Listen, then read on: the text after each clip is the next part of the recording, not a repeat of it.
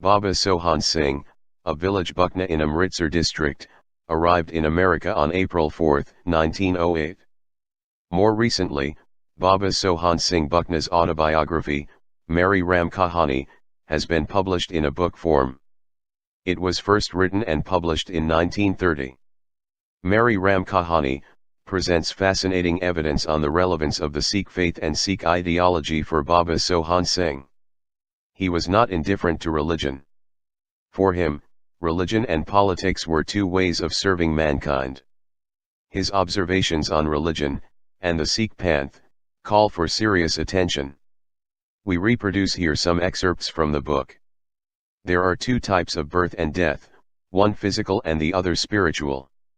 We encounter physical death when all of our senses shut down, we take physical birth when we come out of our mother's womb.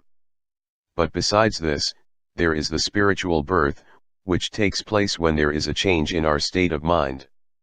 I have passed through this phase myself. In my early life I was a sinner who had no faith or belief.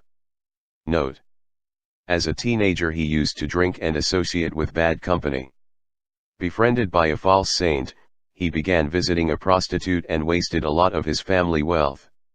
His health also declined and he couldn't conceive children. I lived in hell. Finally, in 1899, with the mercy of one great soul, I was saved from falling into this hell pit. I took rebirth in the Sikh faith and a new life began. One day I was walking to my farm, when I heard melodious hymns of Shabad Kirtan coming from a dharmsal.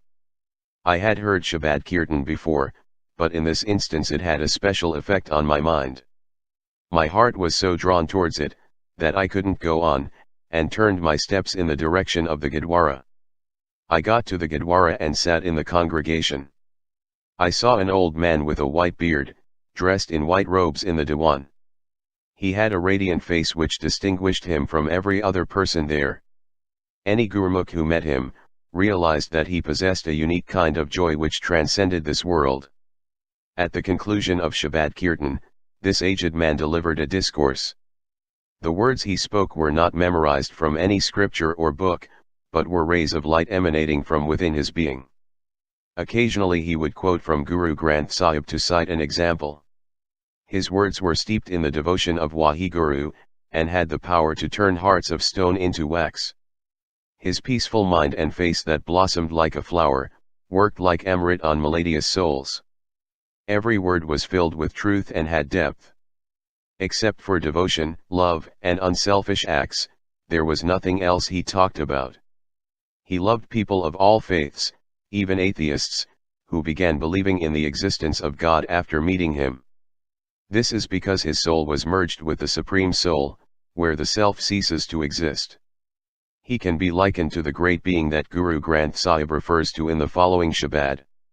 One who is not touched by pleasure or pain, greed, emotional attachment, and egotistical pride. Says Nanak, listen mind. He is the very image of God. One who is not affected by pleasure or pain, who looks upon friend and enemy alike. Says Nanak, listen mind. Know that such a person is liberated. One who does not frighten anyone, and who is not afraid of anyone else. Says Nanak, listen mind. Call him spiritually wise. Guru Tegh Bahadur, Guru Granth Sahib, page 1427. Yes, those people who were devoid of higher states of consciousness and had only sensory perception, certainly saw him as a crazy person. Yet he belonged to everyone, and everyone belonged to him. He was not sectarian. Hindus, Muslims, Sikhs, Christians were all equal in his eyes. He held all of them in high regard. He was commonly known by the name of Baba Kesar. He was born in village Muharwar, district Amritsar, into a Jat family in the year 1845. From childhood he was disposed to the worship of the formless Lord. At the age of 16 years he met Baba Ram Singh, leader of the Namdhari Sikhs. Upon meeting him, he put his heart into honest labor and sharing his earnings, and spent 8 parts of the day in contemplating the timeless Lord. For his pious thoughts, he was blessed with the spiritual wisdom found in very few people in this world. He was an acclaimed scripture reader, but he never sought his own praise.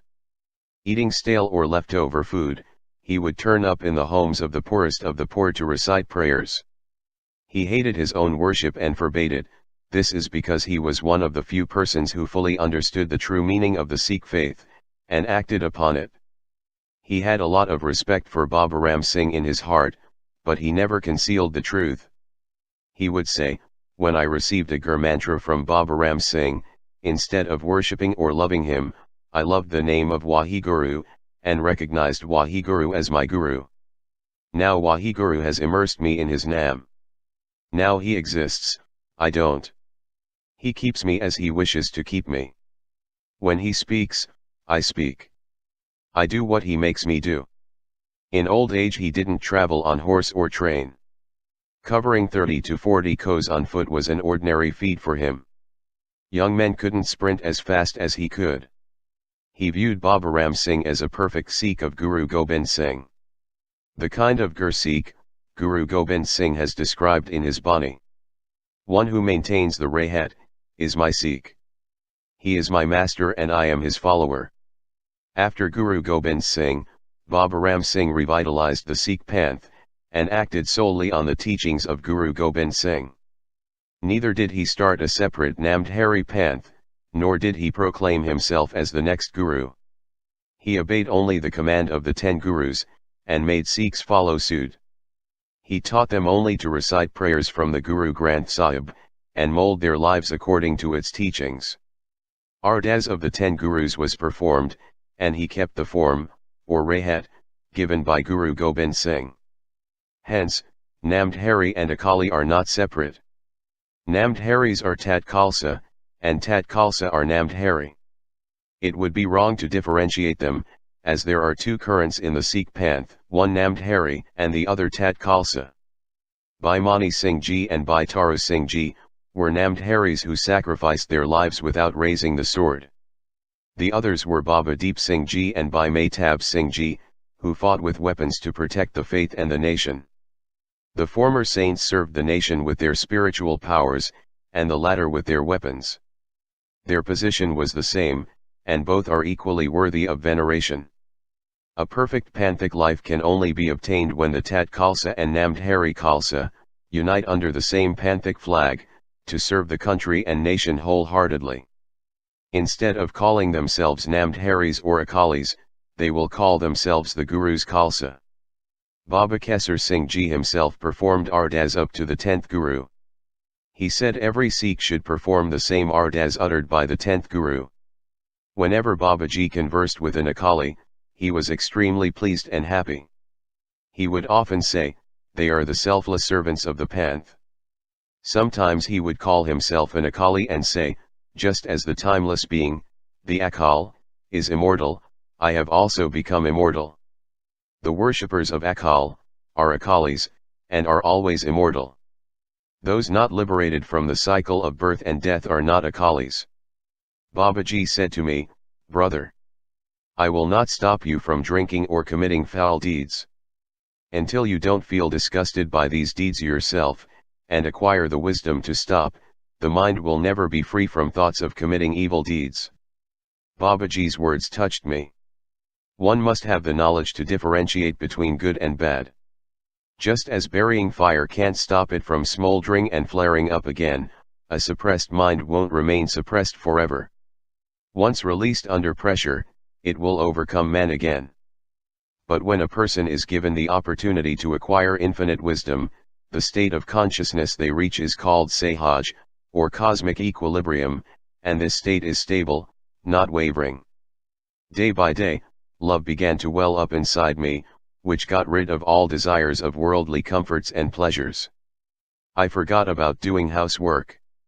If there was any desire, it was to meet Babaji. Every day I would get up and go to meet Babaji in his town. His village was about 4 kos away from mine. On the way, I spoke to no one, nor stopped anywhere. I went straight to him and listened to his sermons, which were like ambrosia. If I ever got the chance, I would offer my service to him, and in the afternoon leave for home with his permission. Babaji was a great physician who identified the subtlest of subtle conditions. He knew very well that my heart was not cleansed from all fragments of impurity. To weed out this dirt once and for all, he sent me to the prostitute I once used to visit. The prostitute was under the false impression that her love had brought me to her doorstep. But when I saw her face, I felt revulsion. She placed a bottle of whiskey before me, but I told her, "I don't drink anymore. I have found a special kind of whiskey that has intoxicated me for the last 6 months. Instead of sobering up, the intoxication doubles day by day. That truthful whiskey has made me give up this false whiskey." Now I began to recognize the life of hell I was living, from the life of spiritual bliss I was on. In this way, Babaji made me realize that what I thought of as paradise was actually hell. Those who claimed to be my true friends, now appeared as selfish people who had ruined my life. The moral of this story can only be understood by those people, who have a profound knowledge of the human tendencies existing in the subconscious mind, known as sanskars. Even the slightest seed of lust can grow into a wild plant in man's heart. I don't have the power to thank Babaji for his support. Both my words and my pen are powerless to describe his beneficence.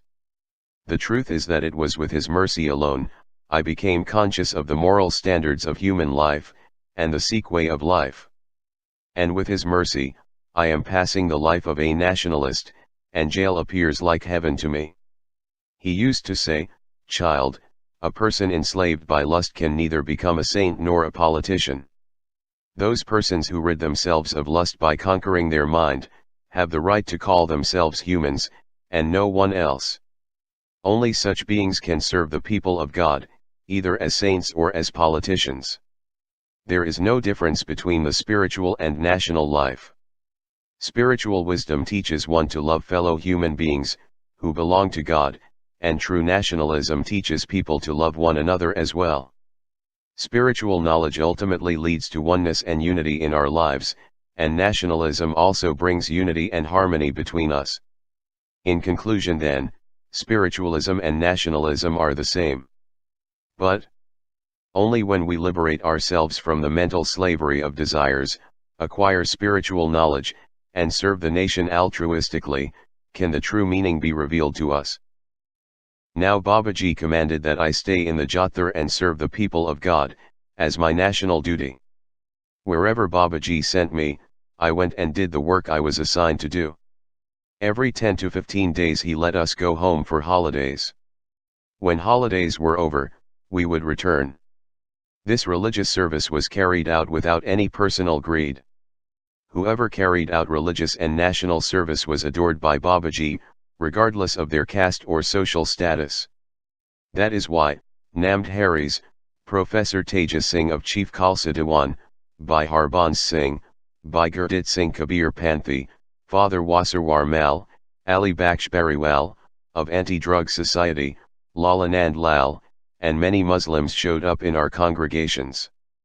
The Christian Prem Sangat of village Bariwal, was an offshoot of our Sant Khalsa Diwan Jatthar. Our Jathar's musicians, were by Harnam Singh Chaminda, and by Hira Singh Mahana. Only individuals who carried out selfless service, were permitted to stay with Babaji. There was no place for avaricious people. Priests would pack up their bags and go when they saw Babaji. Yes, if members of the Jatthar wished to spend money in the service of the Jatthar out of personal wealth, they were welcome to. Babaji would visit Nankana Sahib on Punya, and other places on Deep Mala and Vaisakhi. To meet langar costs, I took money with me. I had already wasted my family's wealth on drinking, and mortgaged half of my land. So the money I took was borrowed on loan. Babaji never asked me to bring money. It was out of love that I did. I felt extremely pleased to help my friends in times of need. Money meant little to me before the service I was performing. In this way, I spent 10 years in the service of Babaji. He used to say, the world will be liberated from autocratic regimes which exercise power over their subjects. Raja Praja rule will end. Every human will be free and equal. First, every country will establish independent rule, and then a world coalition will be formed. Every person on the planet will recognize each other as brothers. War, conflict, and sanguinary strife will come to an end. Then this coalition will wither away. Man-made laws and constitutions will disappear. All that will remain is divine rule, and man will live in harmony with nature. As a result, human life expectancy will increase. Then there will come a day when man liberates himself from death. Unless humans emancipate themselves from death, the human race can't achieve complete freedom. Interfaith Diwans were held to spread the message of love and peaceful coexistence. Many Diwans were held that required me to pay all of the expenses. I ended up mortgaging the rest of my land, and ran up a debt of 2,000 rupees. Now I thought about going to America to earn money, so I could pay off my debts. I had no other alternative. How else was I to ease the burden of debt, looming over my head? Hence I was compelled to make arrangements to leave for foreign lands, and expressed a desire to go to America to Babaji. On February 3, 1908, I left home for America. When I knelt down to pay respects to my mother at the time of leaving, she fainted. Standing close to her was my birth mother, who had tears running down her eyes. My Amrit-Hari wife stood to one side like a statue. They had no one except God to support them now. I had no brother or son who could give comfort to their mournful hearts when I was gone. Raising myself up, I told them to have patience and not to worry, I will be back home soon. When my mother regained consciousness, she blessed me and said in her somber voice, "Son, come back soon, we are both in the latter years of our lives. We don't have many breaths left."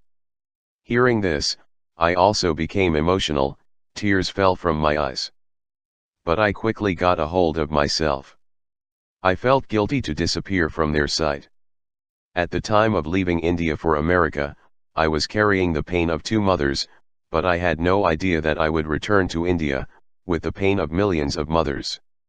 The pain of my two mothers was like a small stone, paling in comparison to the pain of India's mothers, which stood like a mountain before me.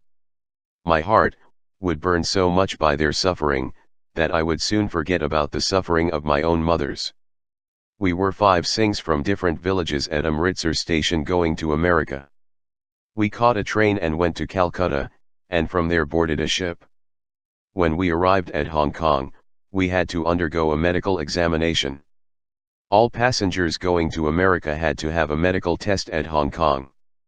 Whoever passed the medical examination was given a travel ticket for America by the shipping company. Those who failed were unfortunate. There were 8 of us queuing up for an examination at Hong Kong. The other 7 were younger than me. But they all failed and I passed. Bikar Singh from Hong Kong advised me to wait for the second ship. He said, "There will be no companion traveling with you on the first ship. It's difficult to travel alone on a long journey." I showed appreciation for his concern, but said, "You are quite right. However, I am not alone, Waheguru is with me. He has always been with me. Therefore you need not worry about me, please allow me to go on that ship."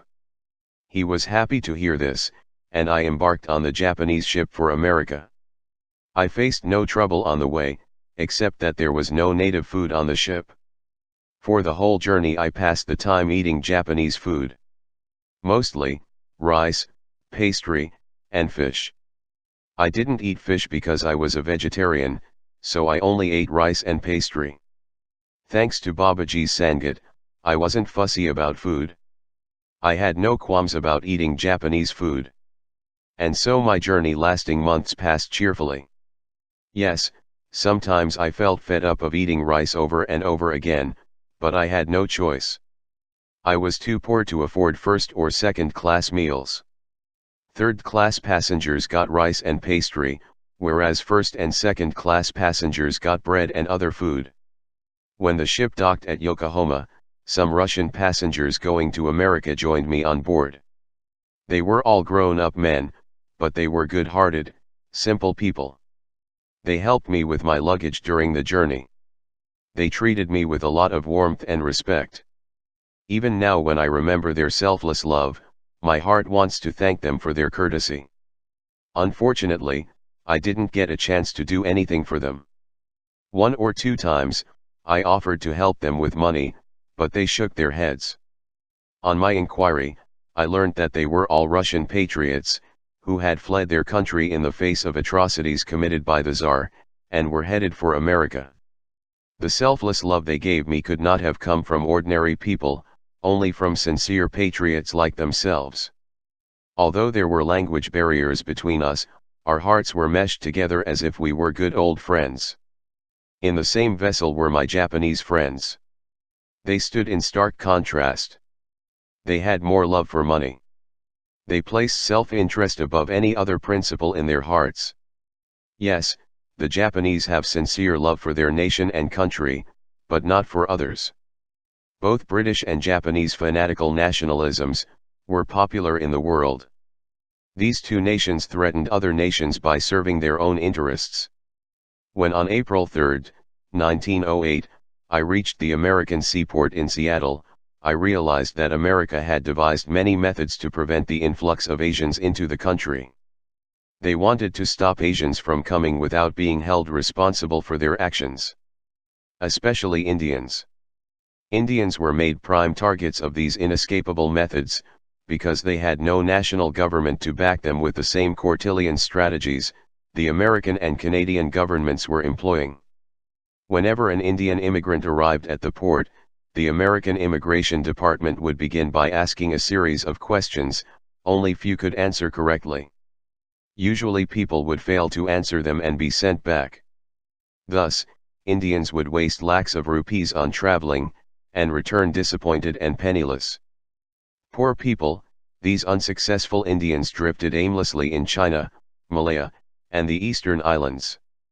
They were neither in a position to return to India, nor could they find employment on the islands.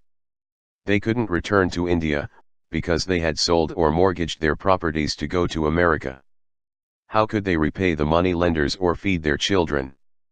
I passed this difficult test with some help from Bhaikar Singh of America, who was there to meet me. He had been awaiting the arrival of our ship so that he could collect me. I had never met or communicated with him before, but some of my friends corresponded to him by letter. I couldn't speak English, so the immigration department requested Bhaikar Singh to act as translator.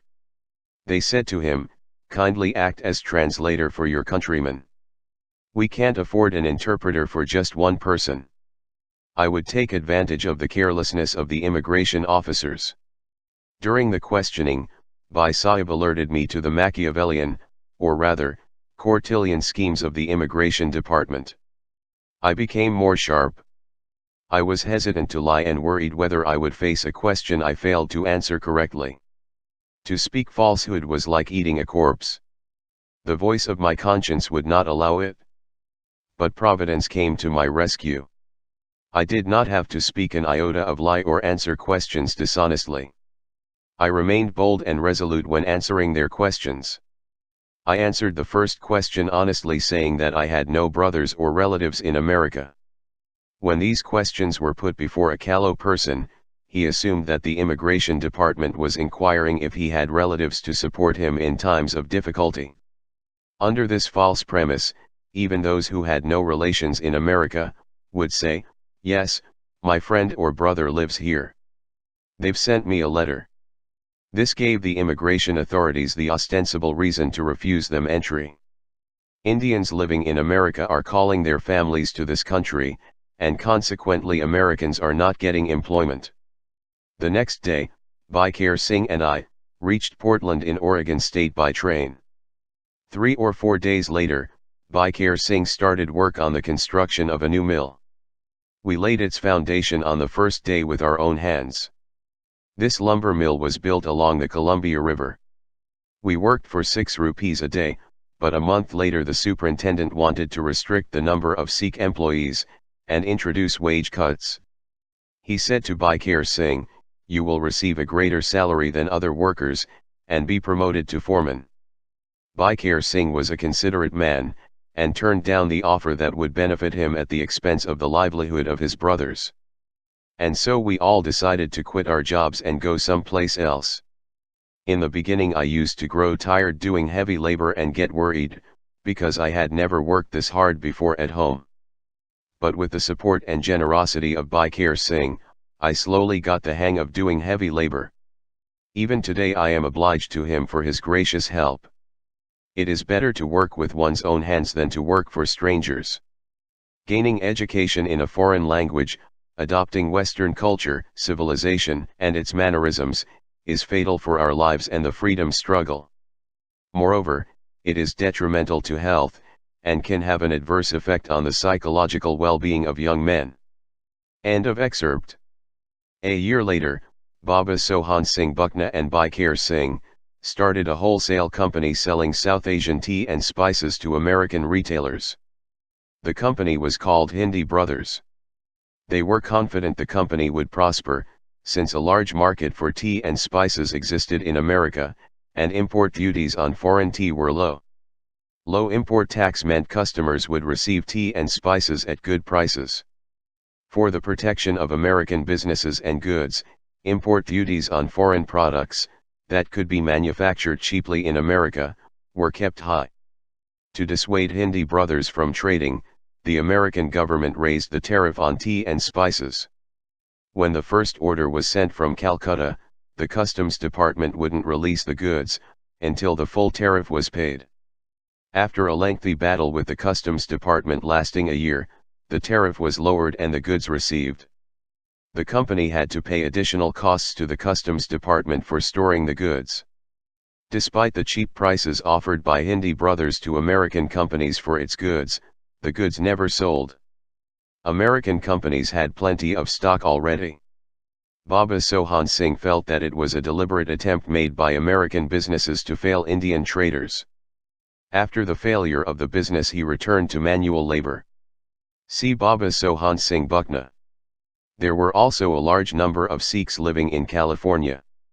Baba Jawala Singh, who belonged to the Kumar caste, one of the untouchable castes of Punjab, had worked his way through many countries, including Panama and Mexico, before reaching San Francisco in 1908.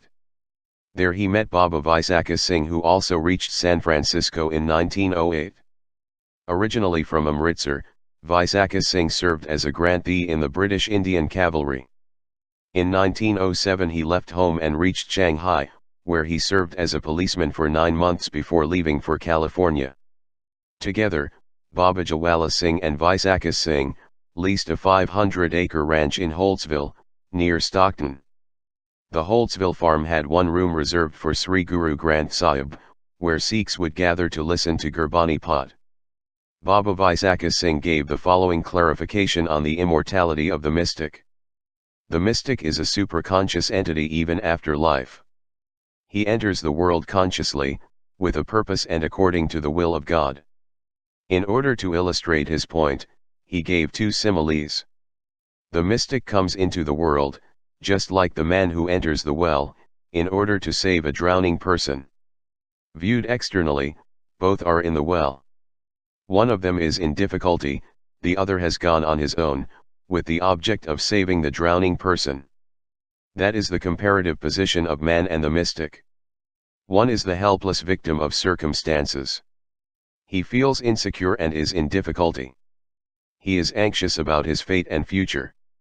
The mystic is faced with no such problem. He comes to the world to carry out his will. Another simile he gave was that of the prisoners and the jailer.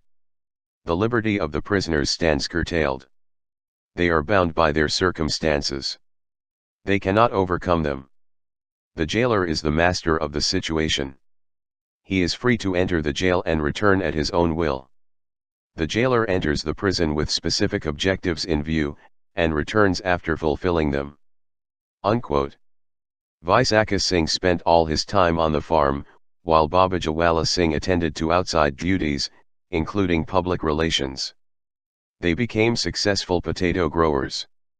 Out of the income of the Holtsville farm, Baba Vaisakha Singh and Baba Jawala Singh also started 6 Sri Guru Gobind Singh educational scholarships at the University of Berkeley, with a view to helping needy Indian students. Baba Jawala Singh was a very foresighted man who understood the value of education. He built good relations with UC Berkeley, and incredibly, founded scholarships for Indian scholars.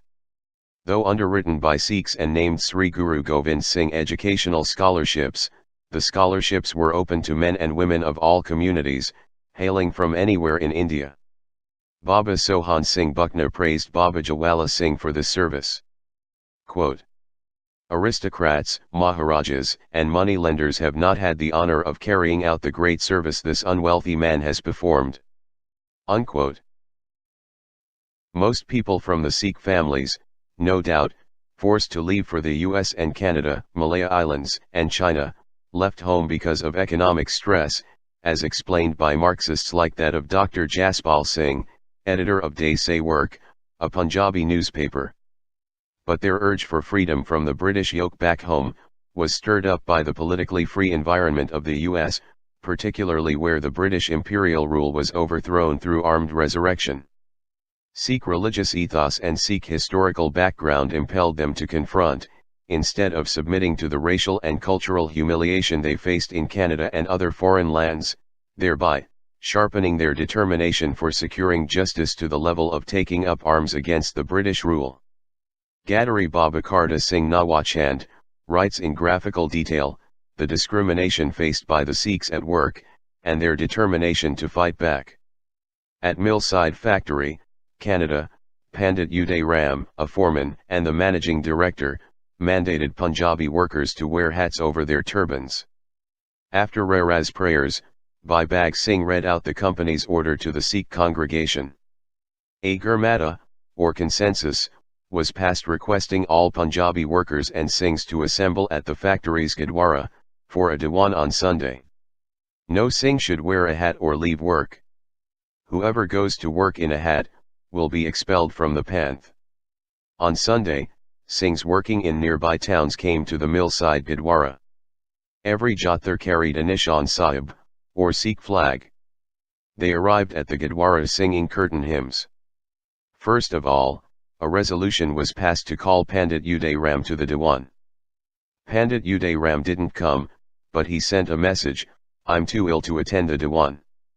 If you have any questions, I can answer them in letter." Upon being questioned why the Singhs were being forced to wear hats, he replied that the company's doctor can answer that question. It was on his suggestion, that the manager produced a report showing the number of Punjabi workers suffering from tuberculosis and asthma. This is caused by rainfall near forests and rivers. The workers have no protective head cover to prevent rain from falling on their heads. I agreed with him. Personally, I have no bad feelings about the Singhs. I have no animosity towards them. After the Diwan was brought to completion, Sikh Jathas led by committee members visited the manager's home to discuss the matter. The Jathadars explained to him that to wear hats is forbidden in the Sikh faith. They said, either you withdraw your decision, or all of the Singhs working at your mill will quit their jobs. You can employ Chinese and Japanese workers instead.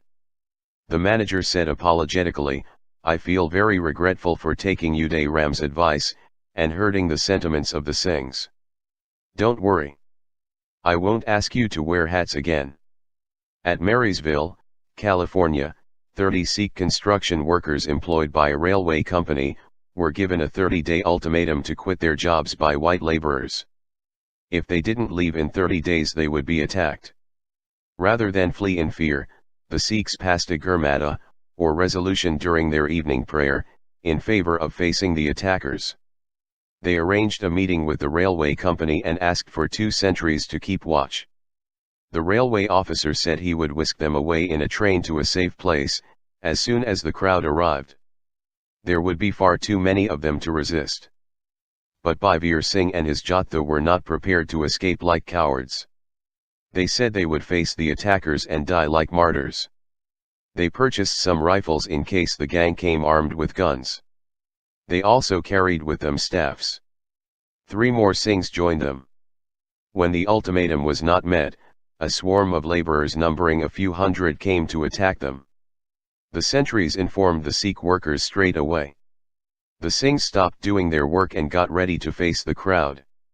The ringleader of the crowd came up and asked, "What have you decided? Are you leaving or not?" Bhavir Singh said, "When work here is finished we will leave." "Do you intend to fight us with guns?" asked the ringleader. "We haven't come here to fight. We are here to work. These rifles are only for our protection," Bhavir Singh said. "Do you really want to fight?" the ringleader asked again. "That depends on you," replied Bhavir Singh. The ringleader then asked angrily, "Will you quit work or not? I'm asking for the last time." Bhavir Singh said, "We will give you an answer in 15 minutes. The Sikhs led by Bhavir Singh performed ardas, or supplication prayer, and resolved to face the attackers. 15 minutes later, bricks and stones were hurled at the Sikhs by the white gangs. The Sikhs picked up their staffs and charged at the crowd shouting Jaikaras. With a single swing of the staff, 5 gang members lay prostrate. Bricks and stones were raining on the Sikhs as they fought back with their staffs. The crowd soon lost its nerve and began to run helter-skelter. The Sikhs gave chase and followed them into the town. Many of the white laborers shut themselves in their homes. The Sikhs stopped pursuing them and tackled anyone who was still lurking around. The police didn't intervene during this time. The threat was repulsed and the Sikhs were victorious. This incident was reported in newspapers the next day. End of quote. See Karta Singh Nawachand for details. Also see Baba Sohan Singh Buckna. Thousands of other Indians were out there for earning bread and butter for their families, but they did not join the Ghadar party to jump into armed fray for ending the slavery of India by the British.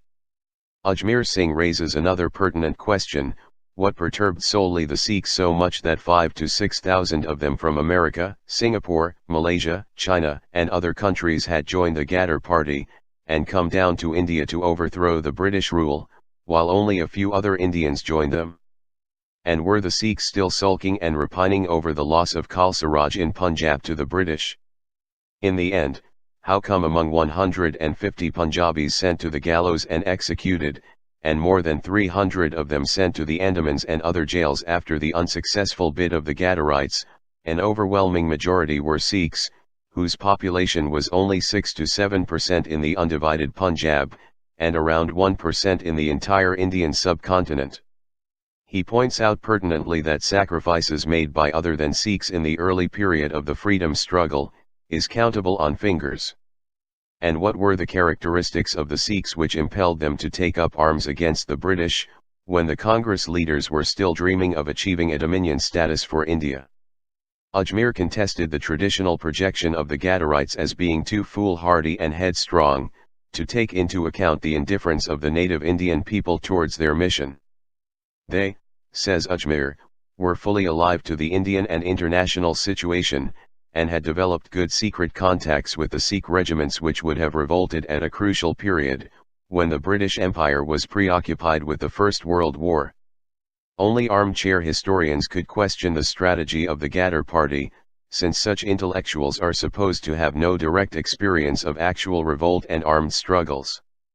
Projection of Lala Hardale as the brain behind the Ghadar movement has also been disputed by Ajmer Singh, as an implicit attempt to reject and subsume the Sikh identity of the Ghadar leaders into a pan-Indian identity. Sikhs in Canada and America had been organizing themselves into revolutionary groups at Gurdwaras before Lala Hardale joined the movement. In 1912, Baba Sohan Singh Buckna founded the Hindi Mahasabha, which later came to be known as the Ghadar Party, when Lala Hardale joined it. Ajmer Singh quotes Baba Buckna as saying in his autobiography that Lala Hardale was the most intelligent person, but had no consistency and perseverance of a fighter, and he was hired only to edit the Ghadar newspaper, where he worked only for 6 months, and then left for Germany, thereafter not to come back to the US again. During his stay in Germany, Lala Hardale lost his earlier anti-British fervor, rather, began singing paeans of the British and later wrote a book in their praise, which was freely distributed in India by the British administration. Ajmer contends that Lala Hardale, rather, trapped the Ghadar party leaders into adopting Bande Martaram slogan, an anti-Muslim and Hindu ultranationalist war cry, and naming of the Ghadar party's headquarter as Yogantar Ashram, a Bengali nationalist's coinage. A critique of traditional history presented in the book could be summed up as: the Ghadar history was distorted by way of appropriating and co-opting the historic role of real freedom fighters, as pan-Indian phenomenon in Indian nationalistic perspective, so as to help the nation-state building project, laced to the majority cultural and historical hegemony. And, the left intellectuals have been collaborators of the Indian national elite in this project. Communists from Punjab, invariably, helped in muddling up the history from the late 1920s onwards. When Bhai Parmanand Lahore asked Karta Singh why he had chosen to tread on the difficult road to freedom, he reminded him, "Remember the time I met you at a dispensary in America, to receive treatment for an injury on my arm. That night you had asked me, how was it possible that for 700 years, foreign invaders pillaged our country, and treated people worser than sheep? Why had slavery seeped into the souls of the masses? There was no one, except one extraordinary individual, who infused a new spirit of courage into the dying masses. Only one indomitable being from Punjab, brought an end to centuries of invasions, and changed the course of history forever." You then recited his famous couplet, "Only then shall I be called Guru Gobind Singh, when I make the sparrows hunt down the hawks, and a single Sikh fight a legion." Yes, it was Guru Gobind Singh who worked this miracle, inspiring thousands to lay down their lives, and offer their heads for their faith. For this faith, his father sacrificed his own life. It was Guru Gobind Singh who planted the seeds of bravery, endurance, and self-effacement in their minds, and made them lose the fear of death forever. It was on that night, that I decided to offer my life for the service of my country. See Bhai Parmanand for details. On September 13, the prisoners were marched out for the last time to barrack number 16. Baba Sohan Singh writes, "Everyone had a serene expression on their face, and love was pouring out of them. In this patriotic mood, many of them sang patriotic songs. We were taken out in threes to the court. The special tribunal delivered its judgment. Karta Singh Sarabha, and 6 of his comrades were sentenced to death by the tribunal. Several others, whose sentence was later commuted to life transportation, were also sentenced to death. These included Baba Sohan Singh, Prithvi Singh, and Bhai Nidan Singh Chugga. When Baba Nidan Singh Chugga heard the sentence, he said, 'Is that all? Is that all the power you have?' 6 others were given varying sentences. The rest were released only to be rearrested at the jail gate, and tried in the next case. Among these was Baba Gujar Singh, later sentenced to transportation for life. While giving verdict of the case, the commissioners wrote about Sarabha. There is no defense witness, there was no cross-examination throughout the trial, and the accused did not wish to argue his own case, nor to allow the counsel appointed for him to argue. Despite his young age, he is the most dreadful culprit out of these 61 accused, and his file of crimes is the largest one. Whether in America, on the ship back to his country, or in India, there is no part of the conspiracy where this culprit has not taken part. He has admitted that he was there in the robbery committed at Sahnewal.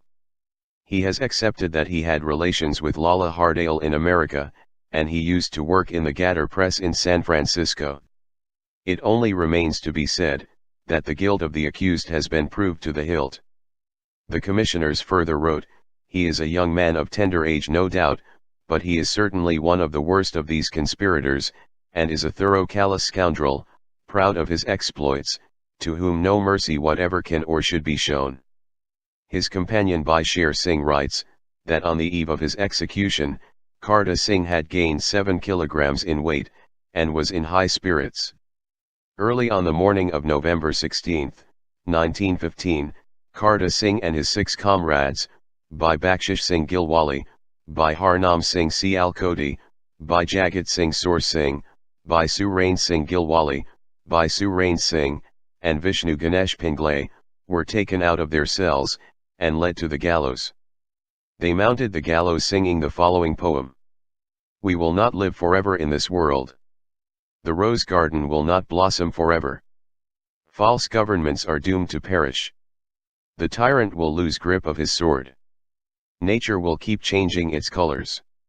Time is not an abiding companion. Only faith will triumph in the end. Evil will never cross the ocean. O friends, always remain cheerful. We will offer ourselves as a sacrifice.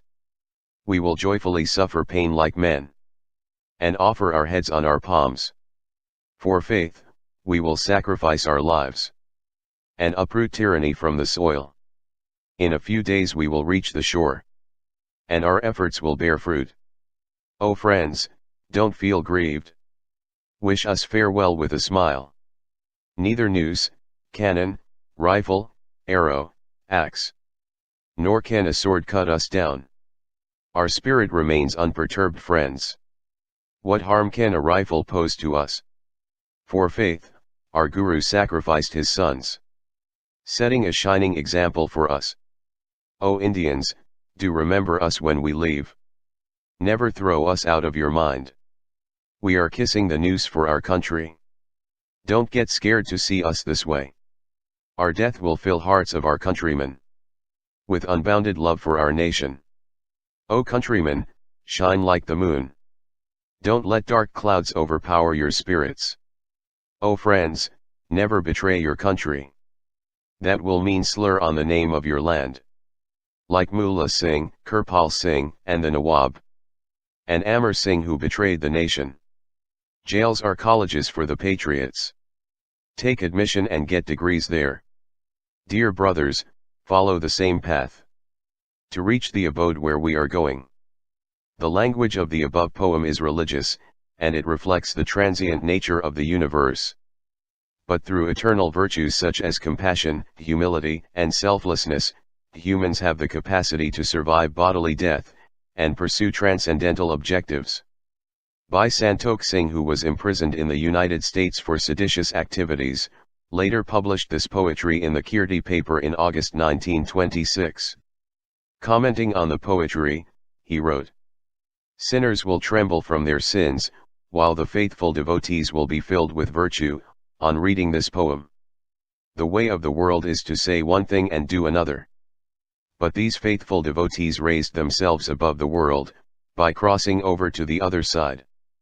They remained true to their word by surrendering their all, body and mind." The poem had taken several days to prepare, and was sung by our national heroes on their way to the gallows. It was not the first time they wrote a poem collectively. In America they had many opportunities to write poems. This poem teaches servants how to efface their individuality for a life greater than their own, whether it be regarded as the life of the group, or the great cause to which they belong. But only those who develop the desire to act selflessly in the service of humanity, will be fortunate to receive this boon. These pure souls had no other thought except one, to serve humanity. Day and night, wherever they may be, they were immersed in this mist of love. Quoted from Kirti, August-September, 1926. On page 147 of his book, Hindu Sanctan, Bhai Parmanand Lahore claims that all of the approvers in the first Lahore conspiracy case were either Sikhs or Muslims, who lacked the sincerity and courage of Hindu revolutionaries.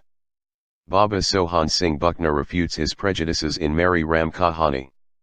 He writes, "In the first case there were only 10 Hindus, of which 2 were cleared of charges and set free. Out of those 10 there were not 2, but 3 approvers.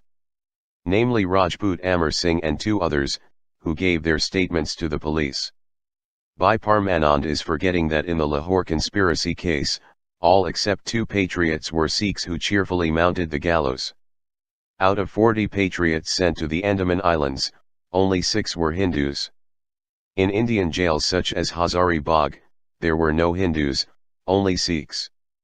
But in the Delhi bomb outrage, where there were no Sikhs involved, only brave Hindus, why were there approvers? In that trial, a son informs on his father. A traitor is neither Hindu, Muslim, Sikh, Christian, nay human. A traitor is worser than a dog who has fallen from humanity. According to Sir Michael O'Dwyer, the Lieutenant Governor of Punjab, 175 accused were brought before special tribunals, which dealt with general conspiracies, as apart from the separate outrages.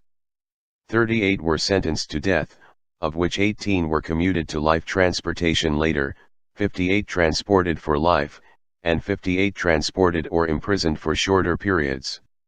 The 130th Baloch Regiment had unsuccessfully mutinied in Rangoon, at the end of January 1915. Later, in February 1915, the 5th Infantry held the fort of Singapore for full 1 week.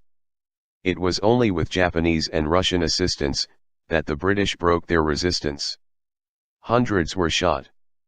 There were ordinary trials as also court-martials. Soldier participants in the conspiracy were shot at Meerut, and a few of the 7th Rajput Regiment were hanged in Delhi.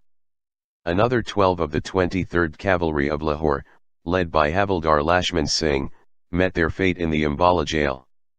Among these latter was one Abdullah, the only Muslim accused. The CID did its best to make Abdullah betray his infidel comrades. "It is with these men alone, that the gates of heaven shall open to me," was the only answer they got out of him. Another Ghadarite, Bhai Banta Singh, was betrayed by his own close relative into the hands of the authorities on June 15, 1915. He was tried under martial law, in the Central Jail Lahore, and sentenced to death. At his sentencing, Banta Singh uttered the following words in his Ardas: "O Waheguru, today I feel honored to lay down my insignificant life, in the service of my country and nation." Quoted from Kirti, September 1927. He was hanged on August 12, 1915. Bhai Arjan Singh Kukrana was hanged on April 20, 1915. Gyani Harbhajan Singh Chaminda describes the scene on the day of his execution. According to the account of Bhai Batan Singh Kari, a life-term convict in the 3rd Lahore conspiracy case, when brother Arjan Singh was being led to the gallows, Ghadar prisoners in surrounding cells sang the following shabad: "Traveler on the path to Sachkhand, the abode of truth, send our message to the 10th master." Bhai Sahib appeared composed and replied, "I will hold the Satguru by his arm and awaken him, my dear brothers." Readers themselves can imagine how captivating and transient the atmosphere must have felt. Unquote. Dr. Mathura Singh was handed over to the British in Iran, brought to India, and tried in the Lahore conspiracy case. He was hanged in Lahore Central Jail, and achieved martyrdom on March 27, 1917. His last words to his brother, written in the form of a will, were, "No one should mourn over my death, because I am satisfied with my accomplishments. An Akhand Path should be held for my martyrdom." Quoted from Kirti, April 1928. Bhai Gandha Singh was hanged in Montgomery Jail on March 8, 1916. Head warder Pohu Ram, who witnessed the execution, was surprised at how cheerfully he mounted the gallows and kissed the hangman's noose. Balwant Singh Kurdpur, the grantee of Vancouver Gurdwara, and leader of the Ghadar party in Canada, was jailed in Singapore. On June 26, 1915, Bhai Balwant Singh took a ship to reach Bangkok on July 13. The purpose of his coming to Thailand was to work alongside those Ghadarites, who had come from North America to cause mutiny in Burma. Very soon after reaching Bangkok, Bhai Balwant Singh fell ill. He was admitted in the hospital. There the doctor, out of ignorance, did a painful operation without serving chloroform, because of which Bhai Sahib had to undergo severe suffering for some days. He had not recovered fully, and the doctors discharged him from the hospital. Such a haste was done because the police waited for him outside. On August 1, 1915, the Thailand police arrested Bhai Sahib outside the hospital of Bangkok. Not caring about the international law, the Thailand government handed him over to the British. The English had established one interrogation center at Singapore, for interrogating the Ghadarites arrested from far-off eastern countries. In this interrogation center, the senior officers were all English, but for the purpose of torturing and physical thrashing, all the lower ones were the butchers of Punjab police. Here, severe torture was perpetrated upon Bhai Balwant Singh. He was given brutal tortures of different kinds. In this butcher house, Bhai Balwant Singh was interrogated for 6 months, but no one could shatter the revolutionary determination of this committed valiant. After terrorizing him for 6 months in Singapore, Bhai Balwant Singh was taken to India, and was put in Alipur jail of Calcutta. After 6 months in jail, he was brought to Punjab in July 1916, where he was dragged into the second supplementary Lahore conspiracy case. This case started in Lahore Central Jail on November 8, 1916. Its hearing was going on before 3 commissioners of a special tribunal. The case of Bhai Balwant Singh was being pursued by the lawyers Lala Dev Raj and Dan Raj Shah. In this suit, a total of 18 Ghadarites were entrapped, and 9 out of them were from Canada. From Vancouver, there were Bhai Batan Singh Kari, Karta Singh Nawachand, Muncha Singh Duki, and Hari Singh Shotian, who joined Bhai Balwant Singh here. They were all Amrit Hari Sikhs. For more details, see Jail Letters of Birendir Singh, and Real Story of the Ghadar Movement by Rajwinder Singh Rahi. Bhai Balwant Singh was accused of being a leader of the Ghadar party who had sent many Ghadarites to India, to topple the throne of the British Empire. The tribunal gave verdict of the case on January 5, 1917. Commissioners of the tribunal had said in the verdict, "We have no doubt that the culprit is a man of the Ghadar party, and he incites the people most forcefully to actuate mutiny after reaching India. As a result, good many people have come to India to cause mutiny." It was further written in the verdict that, the accused is one of the ringleaders of the Ghadar party. Taking benefit of his position, he has used others to commit crimes and murders. He is one of the prominent leaders inciting others, and he deserves the punishment in full justice that his allies undergo under the orders. The commissioners of the tribunal, indicted Bhai Balwant Singh, under Indian Penal Codes 121 and 121A. The commissioners pronounced capital punishment for him, and ordered for the confiscation of all his properties. These were still the war days, and the government was very much fearful of giving the dead bodies of executed patriots to their families. Even the date of hanging of Bhai Balwant Singh was not told to his family. When Bibi Karta Kaur, wife of Bhai Balwant Singh, went to meet him, the jail officials placed before her the many form of Guru Granth Sahib and his other belongings, and told her that her husband was hanged on March 29, 1917. Baba Sohan Singh Buckna paid tribute with these words. A truthful Granthi of Vancouver Gurdwara has passed away. His name shines among Indian martyrs like the moon amidst the realm of stars. His unblemished name is Bhai Balwant Singh Ji. Great is the birth of such a religious Granthi Sahib. Quoted from Mary Ram Kahani.